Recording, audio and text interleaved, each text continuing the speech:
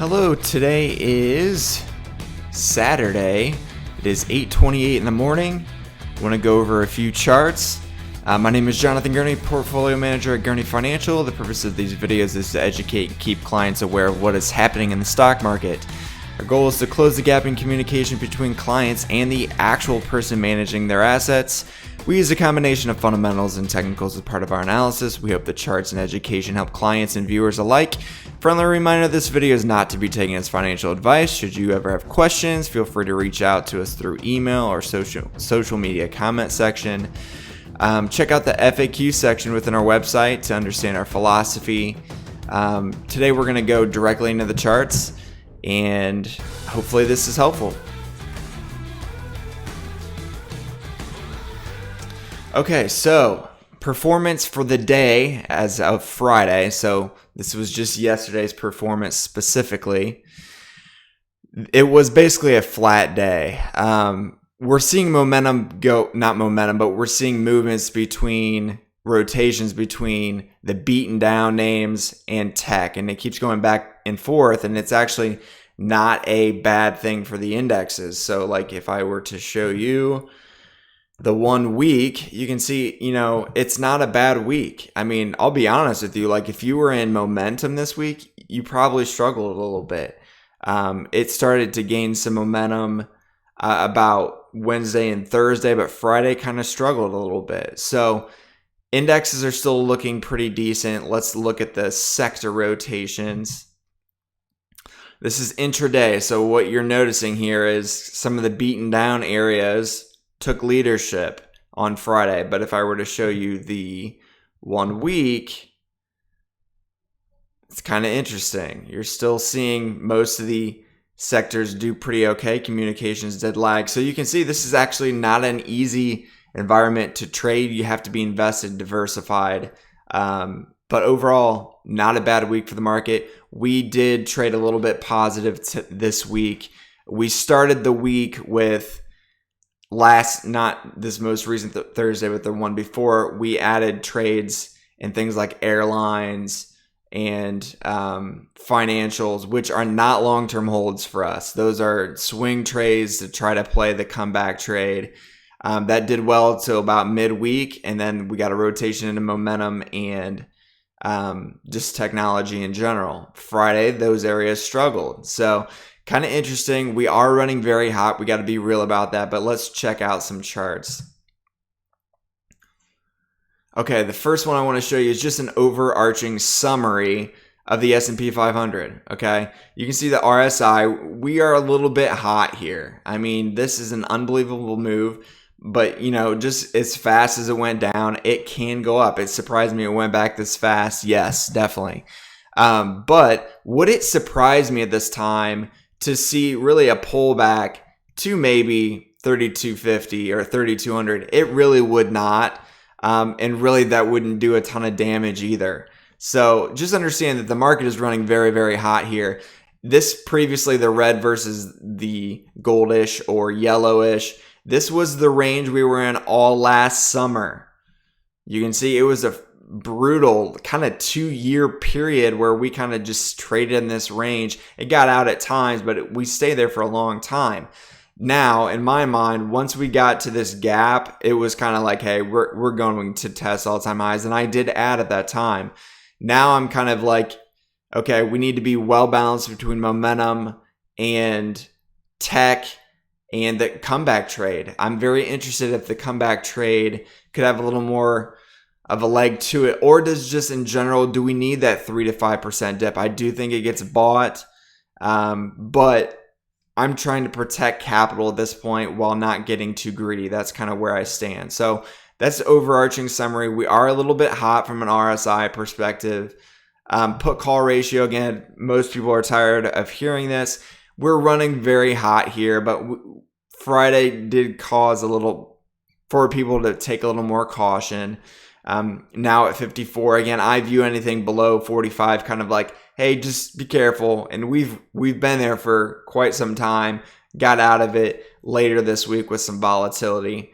So just kind of showing you where that stands. The VIX, a continual move down, which is good. Would it surprise me to get another test of the 20-day moving average. It would not, or even the 50-day. I mean, it's running very, very hot. I have about 70% invested. Early in the week, we were over allocated in the comeback trade. Later in the week, we shifted more to tech and momentum, which was great for like Wednesday and Thursday, but not great for Friday. So it was a negative day for us Friday. But our overarching summary is that the week was positive, which is good. Value versus growth. We're constantly watching this. Last week, right around here, I said, hey, value could continue a little bit higher. Fortunately, I had a lot in those names, and I did sell into that. Again, I don't time this perfectly whatsoever, but it did work out for like the airlines, the Boeings of the world, and financials. So we did see a resurgence in value playing a little bit catch up on Friday. Kind of interesting. So we'll see if that continues. Maybe it's a continual theme going into next week. That'll be interesting. Percentage of stocks above the 200-day moving average, not a bad thing whatsoever. We want to see this continue to trickle higher. Again, everybody knows the main five have really been a huge reason for the S&P 500 being as high as it is. But if the comeback trade does happen, understand that this could move us higher. So, yes, it's been a fast move and some people still don't believe it. And a lot of warning signs out there, just being candid with you. But it can go higher because the beaten down names, if we collectively go higher or just rotate back and forth, that can be okay for the indexes. So want to make that very clear. Don't be surprised. Active asset managers allocation over 100%. That is a little bit of a warning sign. I mean, anytime we get above 70, it's like, be careful here. Again, this is over like a 13-year period. So we've been higher, but if we go back to, 2020, that was kind of a warning signal where, boom, we went from 98 to 10%. Now that is extreme. But we go back to the end of 2018, where this was a really good period, basically August through September, maybe a little before September, got a little bit hot, and this was a 20% dip here in the S&P 500. So we are well aware it's hot, but we feel like given the backdrop, we're okay with 70% invested. A little more allocated to tech at this point, but I might need to shift that Monday. So I have no problem selling all of it at any time, but just kind of keeping you posted that we want to participate but not get killed. That's kind of where we stand. The McClellan Summation Index, basically net advances versus declines. We did see a resurgence in this, which is good. It was a little concerning, saying, hey, breadth is really not that great, and really breadth was not fantastic the last couple days, but this is not a bad thing. So we're constantly watching these metrics and being a realist. So let's look at like a more momentum area. Momentum at the end of the week did quite well. But I use this ETF just to kind of give you a general idea of what is momentum doing. It's not all of momentum, but in general, I think it does kind of give you a decent idea. We did buy a little more here and consolidated on Friday. As you can see, it was not a great day for momentum. Areas like Tesla did fine, but in general, the CrowdStrikes of the world, they're just not, they're trying to establish a base, but people are a little uncomfortable because they have moved a lot. So we got to be careful there. So I'm going to go through a list. I know I listed quite a few that I wanted to go over. Let's just go over a few of them right now off the cuff.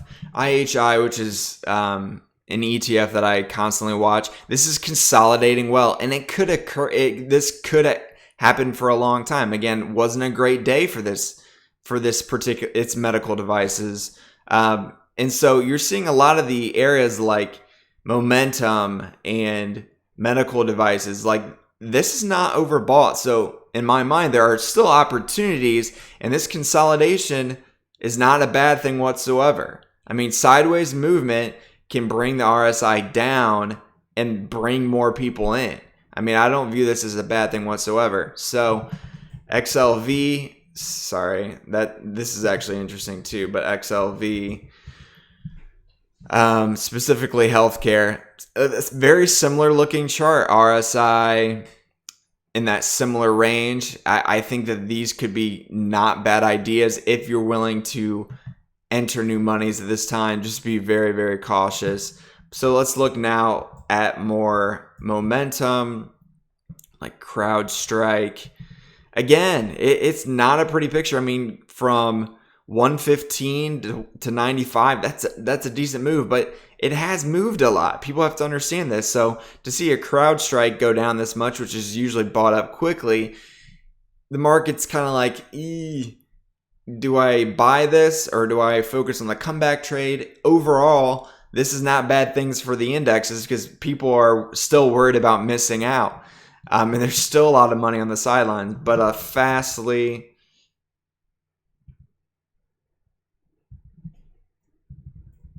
sorry about that. Fastly, another momentum area. Again, kind of testing at 50-day moving average. This, in my mind, would be a very good long-term hold, but might not be great timing. I mean, this is a 4% move down. So momentum is not, some areas are trying to establish bases, but it is rocky. So understand that this market is not easy. I do believe you have to be diversified in between the momentum tech areas and the comeback trade. Otherwise, the rotations back and forth are just going to kill you. Just my take. Again, if you're a day trader, that's a different story. I'm basically more swing and long term. I shouldn't even say long term, but more short and mid term. I have no problems with long term and under the right circumstances, but these are not long term purchases for me when the market is this hot. So showed a few there, but areas like a Visa, I'm interested to see if these start to get a bid because they're more of a, I wouldn't even say a safe haven, but it's kind of a, could do well in either scenario. So you can see here, like consolidating very well right at an area where I would be interested in buying here. A Dollar General, another one that is consolidating well, looks really good. I mean, that's a really good chart. So we'll see what happens. There's many others that are like this. Like a Home Depot has been really hot, as you can see. Holy smokes. But I mean, for me, this is a little bit too much. It doesn't mean it won't get bought, but it's a little bit too much. So in summary, there are opportunities, but I think you just got to be really careful and understand risk reward. I believe personally that risk management is huge, and to say, hey, we've had a good run here, take some off. I continue to buy the dips and sell the rips. I do think long term the backdrop is very good for equities. Rates will remain low. The Fed, despite the stimulus like hiccup right now, that could be very interesting in the next month, just being candid with you. I do think it happens before the next meeting that they're saying will happen in September, but you do have to understand it. Things are running very hot. I feel like I'm in a good position with the balance between the comeback trade, technology, momentum, and having some in cash ready to go. So that's kind of how I'm going to leave it because, again, nobody has a crystal ball. It's running really, really hot right now. The warning signs are there, but it can continue higher. Like these sideways days when you see a day that is basically flat, that helps things like the RSI. So I hope this helps. Let us know if you have questions. Have a great weekend. Hopefully this was concise enough to keep you interested. Let us know if you have questions. Have a great weekend and stay in touch. Please follow us. You can subscribe to our channel on YouTube. Would love to have more followers. Thanks again.